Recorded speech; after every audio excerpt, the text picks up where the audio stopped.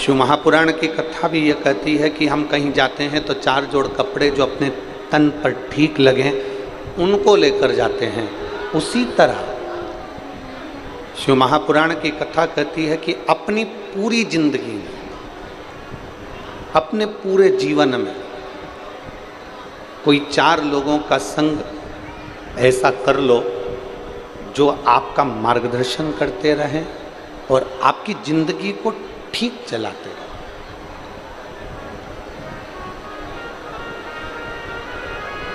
और उन 4 लोगों में सर्वश्रेष्ठ अगर कोई है तो 2 पूर्णता में श्रेष्ठ हैं, एक माता, दूसरा पिता।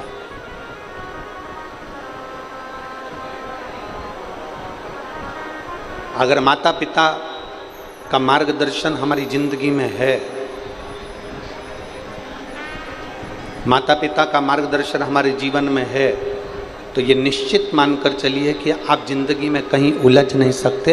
अगर उलझ भी गए तो माता पिता के वचन से और आशीर्वाद से सुलझ कर आगे बढ़ ही जाए, ये निश्चित है।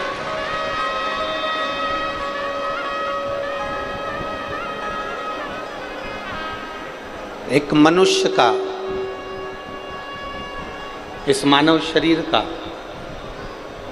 प्रथम गुरु होती है उसकी माँ, दूसरे नंबर पर गुरु होता है उसका पिता, तीसरे नंबर पर उसका गुरु होता है उसका शिक्षक और चौथे नंबर पर गुरु होता है सतगुरु। सतगुरु का नंबर आखिरी में आता है, सतगुरु का नंबर पहले नहीं आया।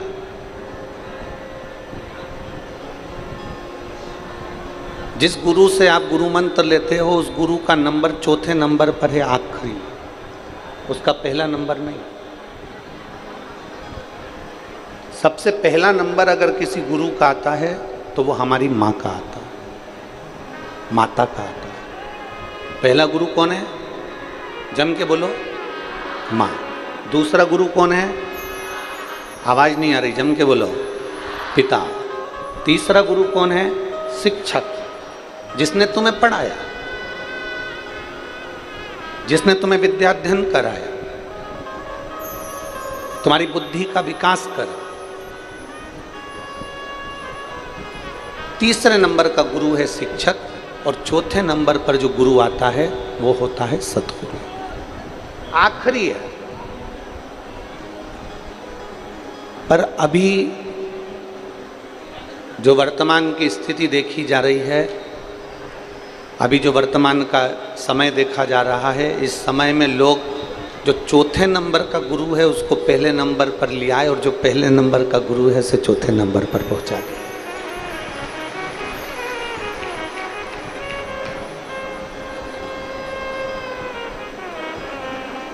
पर यह श्रेष्ठता नहीं है, इसको श्रेष्ठता नहीं कहें।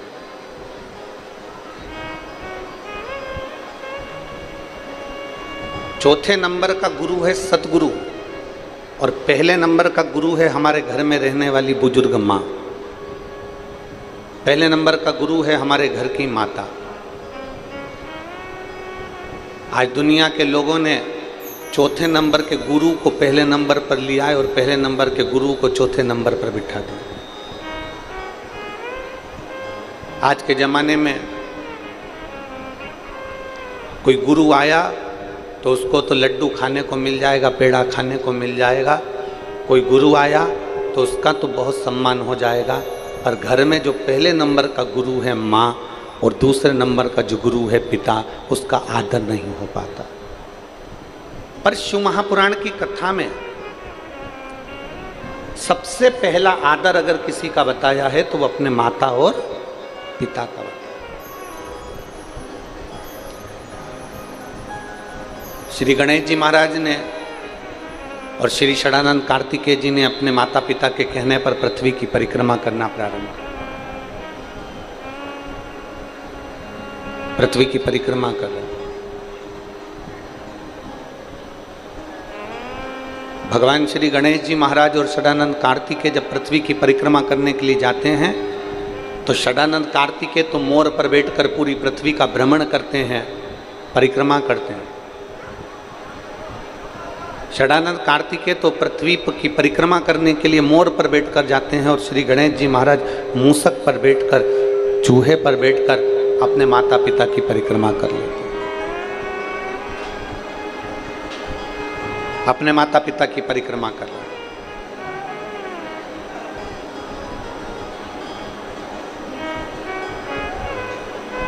अब माता पिता की परिक्रमा कर रहे हैं मतलब माता पिता का आदर कर रहे हैं, मतलब माता पिता का सम्मान कर रहे हैं, माता पिता को आदर प्रदान कर रहे हैं।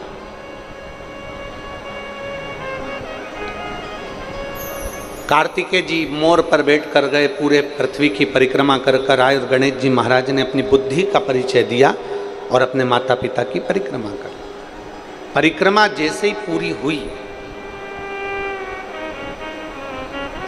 षडानंद कार्तिकेय जी तो अभी पहुंचे ही नहीं थे और गणेश जी महाराज ने अपने माता पिता की परिक्रमा कर ली और परिक्रमा करते से ही भगवान शंकर जी ने उन्हें वर प्रदान कर दिया कि तू प्रथम गिनती में आए।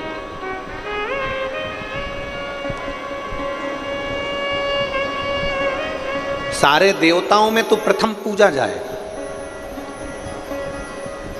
तेरी गणना प्रथम गिनती में करी जाएगी, तुझे प्रथम गिनती में गिना जाएगा, सब दूर तेरी प्रथम गिनती में तुझे आदर दिया जाएगा, सम्मान दिया जाएगा, सत्कार दिया जाएगा और तू गणों का अध्यक्ष हो गया और तेरा नाम गणेश हो गया। अब जैसे ही श्री गणेश जी महाराज को वर प्राप्त हुआ, इतनी देर में षडानंद कार्तिकेय जी का आगमन हुआ और षडानंद कार्तिकेय जी का आगमन हुआ और षडानंद कार्तिकेय जी ने देखा कि मेरे भाई श्री गणेश जी महाराज को, जो मुझसे छोटा है, वो गणेश जी को प्रथम गिनती का वर दे दिया गया है। प्रथम गिनती का वर उसको दे दिया गया। अब कार्तिकेय जी पृथ्वी की परिक्रमा कर जैसे ही आए, आते से ही अपनी मां के हृदय से लगकर रोने लगे। जरा शिव महापुराण का ये चरित्र अपनी जिंदगी में उतारिएगा। कई लोगों के मन में एक प्रश्न आता है कि शंकर जी की पूरी परिक्रमा क्यों नहीं होती, भगवान देवादिदेव ने महादेव की परिक्रमा क्यों नहीं लगाई जाती, भगवान शंकर की परिक्रमा पूरी क्यों नहीं करी जाती, आधी परिक्रमा कर वापस क्यों लौट आते हैं।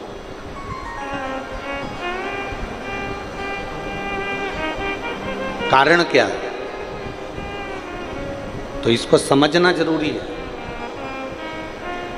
षडानंद कार्तिकेय जी ने माता के हृदय से गले लगकर षडानंद कार्तिकेय जी रो पड़े, आंखों में से आंसू बह रहा, नैनों में से जल झलक रहा तो रो रहे। मां ने पूछा, कार्तिकेय तू रो क्यों रहा है, तेरे रोने का कारण क्या है, तू रो क्यों रहा है, तेरी आंख में आंसू क्यों है, तेरे रोने का कारण क्या है।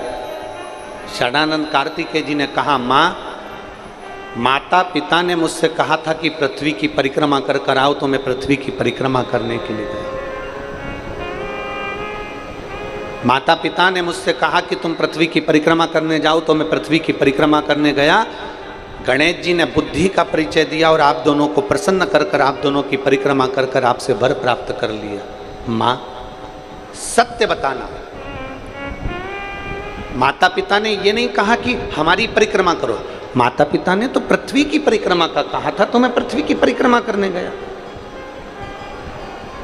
गणेश जी महाराज ने पूरे ब्रह्मांड को अपने माता पिता में देखा, पूरे ब्रह्मांड को गणेश जी महाराज ने अपने माता पिता में देखा, इसलिए उन्होंने परिक्रमा कर ली।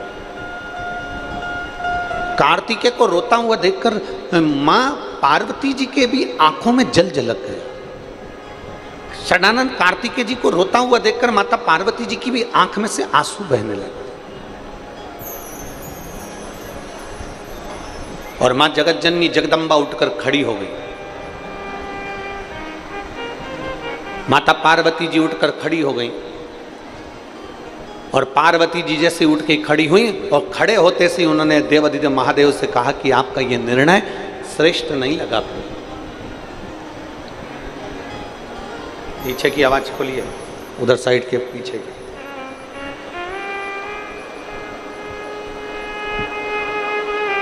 माता पार्वती जी उठकर खड़ी हो गई और माता पार्वती जी जब उठकर खड़ी हुई और खड़े होते से माता पार्वती जी ने देवाधिदेव महादेव से कहा कि ये तुम्हारा निर्णय अच्छा नहीं।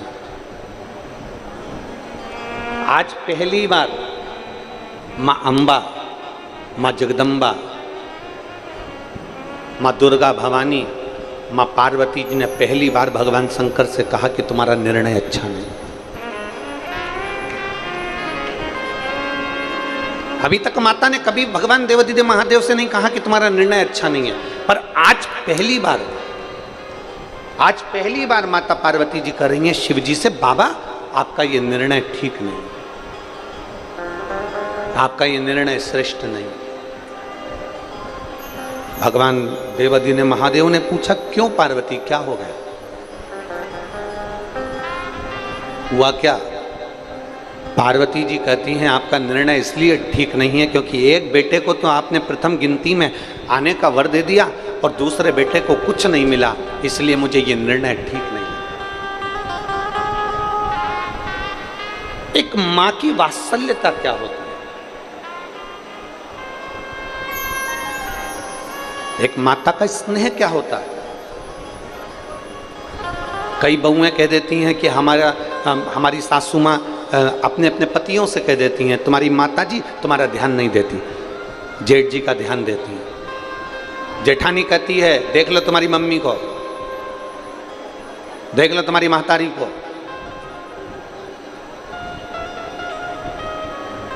तुम्हारी माँ तुम्हारे छोटे भाई का ध्यान देती है। पर ईमानदारी की बात तो ये है, माँ कभी अपने बच्चों में भेद नहीं करती है। माँ अपने बच्चों को बराबर का दूध पिलाती है और बराबर की परवरिश करती है। माँ की जिंदगी में कभी भेद नहीं होता, माँ भेद नहीं करती, माँ ने कभी भेद करा ही नहीं।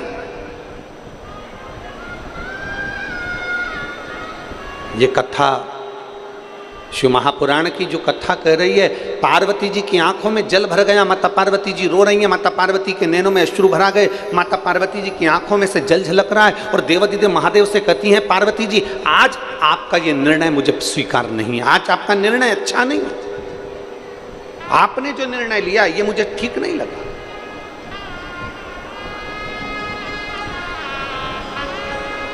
आज आपका ये निर्णय मुझे स्वीकृत नहीं है। शंकर भगवान ने पूछा क्यों, मेरे निर्णय में कमी क्या रह गई? मैंने तो जो निर्णय दिया सही निर्णय दिया, मैंने गणेश जी को प्रथम गिनती में दे दिया, और क्या चाहिए?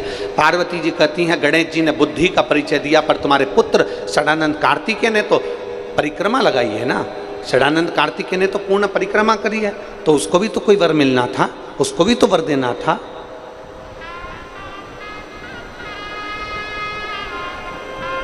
जब कोई वर षडानंद कार्तिकेय जी के सम्मुख में नहीं आया, तब माता पार्वती जी ने शंकर भगवान से वचन मांग लिया, और पार्वती जी ने शिव जी से वचन मांगा कि आप मुझे वचन दो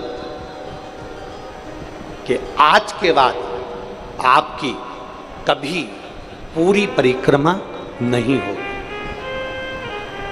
आज के बाद आपकी कभी पूर्ण परिक्रमा नहीं होगी। गणेश जी की पूरी परिक्रमा हो जाती है, देवी जी की पूरी परिक्रमा हो जाती है, सारे देवताओं की, राम हो कृष्ण हो, सारे देवताओं की पूर्ण परिक्रमा हो जाती है, पर शंकर भगवान की पूर्ण परिक्रमा नहीं होती, क्योंकि उन्होंने माता पार्वती जी को कार्तिकेय षडानंद कार्तिकेय के मुख को देखते हुए वचन दिया।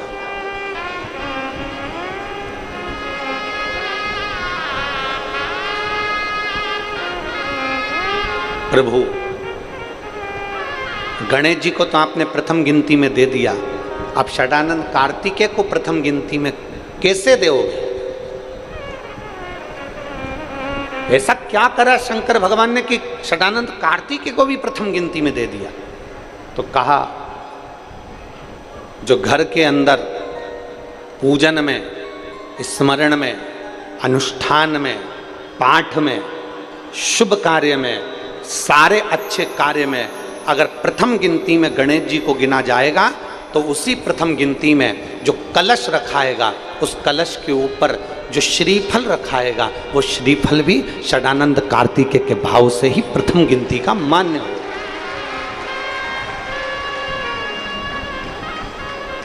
अब पूजन वाली जगह पर गणेश जी का स्थान होता है, पूजन वाली जगह पर पार्वती जी का स्थान होता है, पूजन वाली जगह पर महागौरी का स्थान होता है, पूजन वाली जगह पर सारे देवताओं का स्थान होता है। लोग कहते हैं शंकर जी के बड़े पुत्र कार्तिकेय का स्थान कहाँ पर है, तो शिव महापुराण की कथा कहती है जब हम कलश को भरकर रखते हैं और उसके ऊपर आम के पत्ते या कोई पान के पत्ते या श्रीफल को जब रखते हैं तो जो श्रीफल कलश के ऊपर रखाया जाता है वो श्री षडानंद कार्तिकेय का स्थान निश्चित कर देता है। षडानंद कार्तिकेय का स्थान निश्चित कर देता है। केवल एक मां, केवल एक जो अपने बच्चों को कभी रोता हुआ नहीं देखना चाहती, केवल एक। महाराज शिव महापुराण की कथा में अभी आपको कहा था कि कहीं जाते हो तो 4 जोड़ कपड़े लेकर जाते हो और कपड़े वो लेकर जाते हो जो तुमको ठीक लगे, कपड़े वो लेकर जाते हो जो तुम्हें अच्छे लगे। उसी तरह जैसे 4 जोड़ कपड़े हमारे शरीर को अच्छे लगे हम वो लेकर जाते हैं, उसी तरह 4 गुरुओं का आशीर्वाद आपकी जिंदगी में होना चाहिए। प्रथम माँ, द्वितीय पिता, तृतीय शिक्षक। जिस शिक्षक ने तुमको पढ़ाया है, जिस शिक्षक ने तुमको स्कूल में, कॉलेज में, विद्यालय में तुमको पढ़ाया है, वो शिक्षक का आशीर्वाद भी तुम्हारे साथ होना चाहिए। और चौथे नंबर पर आखिरी में आता है सतगुरु, उस गुरु का आशीर्वाद भी आपके पास होना चाहिए। पर सबसे पहले अगर आशीर्वाद की जरूरत है तो घर की माता और पिता का आशीर्वाद। प्रथम में मां, द्वितीय में पिता, तृतीय में शिक्षक और चतुर्थ में सद्गुरु। और मत बुरे कर्म कर बंदे वरना पछताएगा, भगवान की आंखों से तू बच नहीं पाएगा, तू बच नहीं पाएगा। अरे ओ अज्ञानी मत करना नादानी, अरे ओ अज्ञानी मत करना नादानी। तेरे कर्म का फल भी तू ही पाएगा, जैसा किया तूने तेरे आगे आएगा।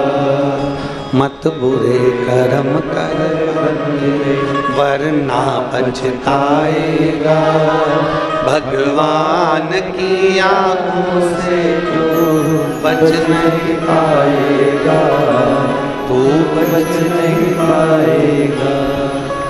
अपने कर्म के अनुकूल हमें फल दो,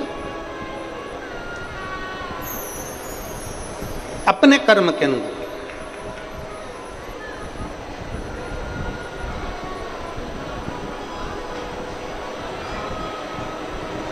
और जब तक शिव महापुराण की कथा कहती है षडानंद कार्तिकेय ने अपनी माता के कहने पर तारकासुर का संहार किया।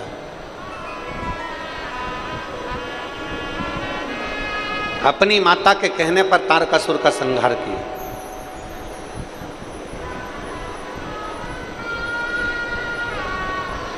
सबसे विचित्र असुर है तारकासुर। शायद दुनिया में ऐसा असुर नहीं हुआ, ऐसा राक्षस नहीं हुआ। सबसे विचित्र असुर है तारकासुर, सबसे विचित्र असुर।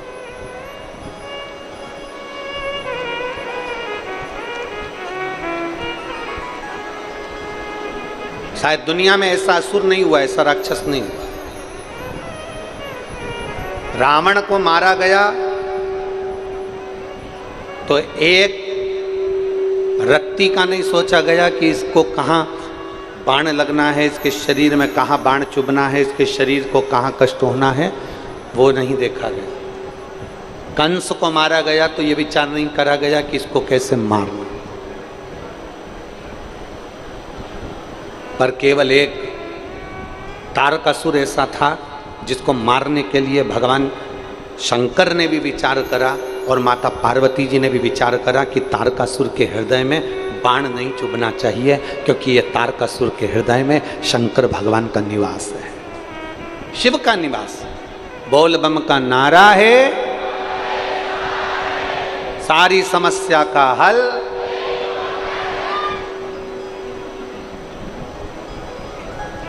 इसके हृदय में शिव बसा हुआ, इसके दिल में भगवान देवाधिदेव महादेव का निवास।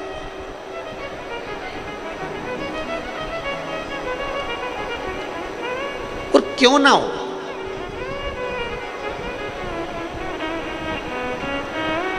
हमने एक बात कही थी, आप लोगों के स्मरण में है कि नहीं वो पता नहीं। कथा के पहले दिन एक बात कही थी, अच्छा कर्म करो चाहे बुरा कर्म करो, सत्य बोलो चाहे असत्य बोलो, भला कर रहे हो कि बुरा कर रहे हो, अच्छा कर्म कर रहे हो कि बेकार कर्म कर रहे हो, झूठ बोल रहे हो कि असत्य बोल रहे हो, सत्य बोल रहे हो कि असत्य बोल रहे हो।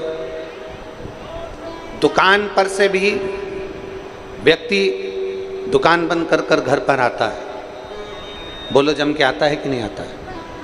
अरे बोलो तो, आता है।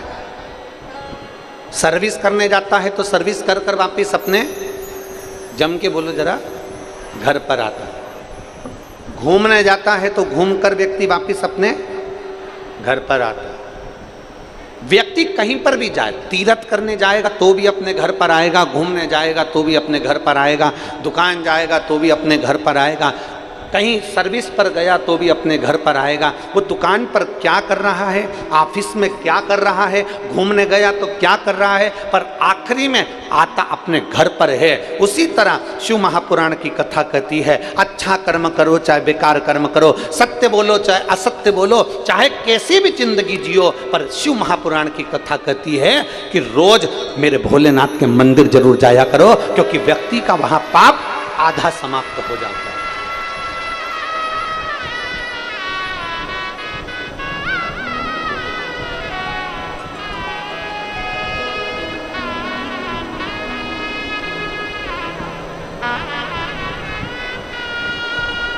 व्यक्ति का आधा पाप में समाप्त हो जाता है।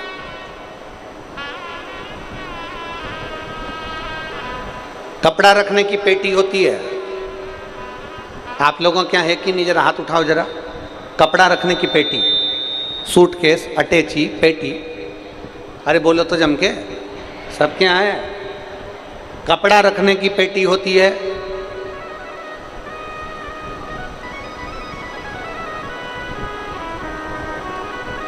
एलईडियां नहीं चल रही हैं क्या? पीछे की एलईडियां नहीं चल रही हैं?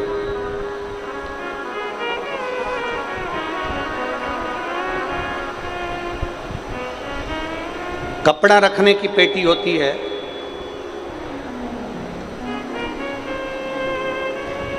मंदिर में दान रखने की पेटी होती है, क्या कहते हैं उसको? दान पेटी। कपड़ा रखने की पेटी होती है, धन रखने की पेटी होती है, वस्त्र रखने की पेटी होती है, सामान रखने की पेटी होती है, पर पाप को रखने की कोई पेटी नहीं होती। कोई पेटी नहीं है पाप रखने।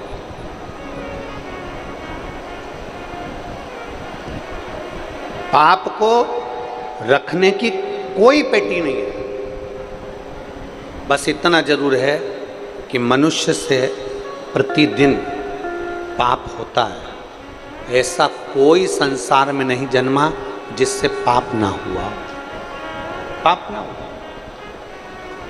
कल एक बहन का एक प्रश्न था कथा पूरी हो गई थी तो हम उस प्रश्न का उत्तर नहीं दे पाए। वो प्रश्न आपका और हमारा सबका है। एक बहन ने प्रश्न किया था, गुरुजी आप कहते हो मंदिर में सफाई करो, आप कहते हो मंदिर में झाड़ू लगा लो, पोछा लगा लो, साफ कर दो, पर मंदिर में कोई मीठा चढ़ा जाता है तो थोड़ी छोटी छोटी चींटियां हो जाती हैं,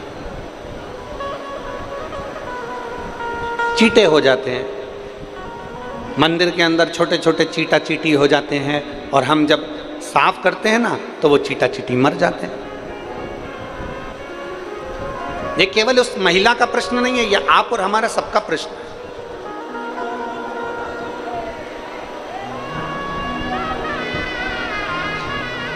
हर एक व्यक्ति का ये प्रश्न है कि मंदिर में हम सफाई करते हैं तो वहाँ छोटी छोटी चींटियाँ हो जाती हैं, चींटे हो जाते हैं, छोटे से जीव हो जाते हैं। जब हम कपड़ा फेरते हैं, झाड़ू लगाते हैं तो वो छोटे छोटे जीव मर जाते हैं। अब वो जीव मर गए,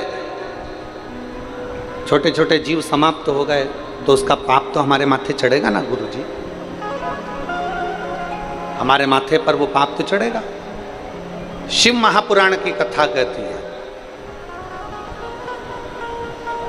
भगवान देवादित्य महादेव का चरित्र कहता है।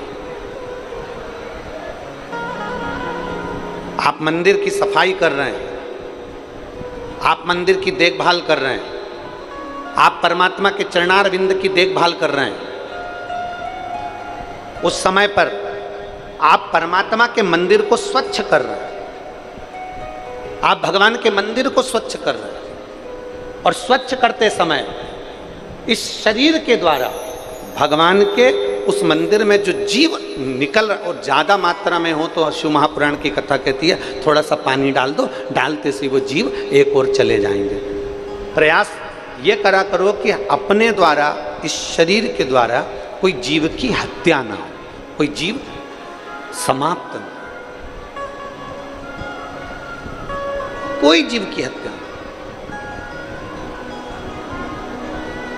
प्रयास ये करो अपने द्वारा भी किसी जीव की हत्या ना हो और कोई जीव को कष्ट ना हो। और मान लो मंदिर में सफाई करने गए, चींटी आ गई, मंदिर में सफाई कर रहे थे चींटा आ गया, मंदिर में सफाई कर रहे थे कोई झिंगूर आ गया, मंदिर में सफाई कर रहे थे कोई जीव जंतु आ गया, तो एक काम करो, थोड़ी देर के लिए उसको झाड़ू से एक साइड कर कर पानी से उसको एक और कर दीजिए। प्रयास करो कि हमसे कोई पाप कर्म ना, और अनायास, अचानक, बिना सोचे बिना समझे अगर शरीर से सफाई करते समय कोई जीव चला भी गया है तो देव आदिदेव महादेव के चरणों में उसकी गति प्राप्त हो जाती है, शिव उसको स्वीकार कर लेता है। अनायास, कोई बिना सोचे समझे, कोई अड़भंग भाव में चला। और तेरी कृपा बिना ना हिले एक भी। अब जरा विचार करिएगा, तेरी कृपा बिना न हिले एक भी। अगर उस जीव की मुक्ति होना है और मंदिर के अंदर होना है तो तुम पहुंचे हो। वो प्रेरणा ही नहीं देता, तुम जाते ही नहीं, पहुंचते ही नहीं। शिव महापुराण की कथा कहती है प्रत्येक मनुष्य से 4 स्थान पर पाप होता है। दुनिया का कोई महाराज तुमसे आकर कह देना कि मैं पापी नहीं हूं, मैंने पाप नहीं किया, तो मान लेना पक्का झुठेला है, पक्का झुठेला। संसार में अगर जन्म लिया है तो 4 स्थान पर पाप होता है। पहला, झाड़ू लगाते समय, बुआरी लगाते समय छोटे छोटे जीव मर जाते हैं, उसका पाप माथे चढ़ जाता है। दूसरे नंबर पर अग्नि जलाते समय, रसोई बनाते समय, आग जलाते समय, कहीं बैठे हैं, लाइटें जल रही है, छोटे छोटे जीव मर जाते हैं, उसका पाप माथे चढ़ जाता है। तीसरा स्थान, कपड़े धो रहे हो, बर्तन धो रहे हो, पानी का प्रयोग कर रहे हो, स्नान कर रहे हो, छोटे छोटे जीव वहां मर जाते हैं, उसका पाप माथे चढ़ जाता है। चौथा स्थान, चलकर कहीं जा रहे हो, आपके पांव के नीचे छोटे छोटे जीव मर जाते हैं, उसका पाप माथे चढ़ जाता है। शिव महापुराण की कथा कहती है कपड़ा रखने की पेटी होती है, धन रखने की पेटी होती है, दान रखने की पेटी होती है, पाप रखने की पेटी नहीं होती। पाप हर मनुष्य के सिर पर चढ़ा रहता है, और मनुष्य के सिर पर पाप चढ़ा रहता है तो उसको शिव महापुराण की कथा में, भागवत कथा में, राम कथा में, मंदिर में, देवालय में, शिवालय में प्रतिदिन जाना चाहिए। जाते से ही वो सिर जब नीचे झुकाता है उसका सारा पाप नीचे गिर जाता है और वो निर्मल हृदय से अपने घर को जाता है। निर्मल मन से भगवान से दरवाजे से वो अपने घर को जाता है।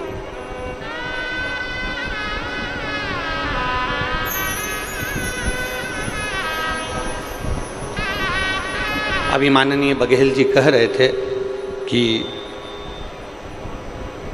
46 डिग्री टेम्परेचर, और यहाँ खड़े होकर वो बोल रहे थे कि इतना जन सैलाब बड़ा कठिन काम। ये शब्द हैं, बड़ा कठिन काम है, इतना जन सैलाब और 46 डिग्री टेम्परेचर। अब ईमानदारी से कहना मेरी जीजियों, अगर दोपहरी में कोई शादी भी कर लेना तो मेरी बहनें घर से नहीं निकलती हैं। कोई शादी की सालगिरह मना ले तो मेरी बहन घर से नहीं निकलती हैं। कोई बुलावा कर ले, कोई फंक्शन कर ले तो मेरी बहन 46 डिग्री टेम्परेचर में दिन में घर से नहीं निकलती है। और आज अपने घर से छाता लाकर, पानी की बोतल लेकर, खुद का खर्चा कर कर लाखों की संख्या में पूरे पंडालों में भक्त भरे पड़े। शायद मैं तो इतना जरूर कहूंगा कि आस्था चैनल के कैमरामैन के कैमरे में भी वो लेंस नहीं है जो यहाँ से पीछे तक और पीछे से दाएं बाएं जहाँ जहाँ लोग बैठे हैं उसको कैच कर सके। वो लेंस में भी इतना पावर नहीं होगा कि आखिरी छोर तक कैच कर ले। अब इतने भक्त, टेंट, और टेंट नहीं मिल रहा तो अपने घर की चादर, अपने घर की चादर, छाते सब साथ में लेकर। और एक बधाई आपको और दे दें, सोलापुर की जो कथा 6 तारीख वाली कैंसिल हुई थी उसकी जगह 9 तारीख से 12 ज्योतिर्लिंग में से एक ज्योतिर्लिंग मां नर्मदा जी का घाट ओमकारेश्वर में शिव महापुराण की कथा होगी।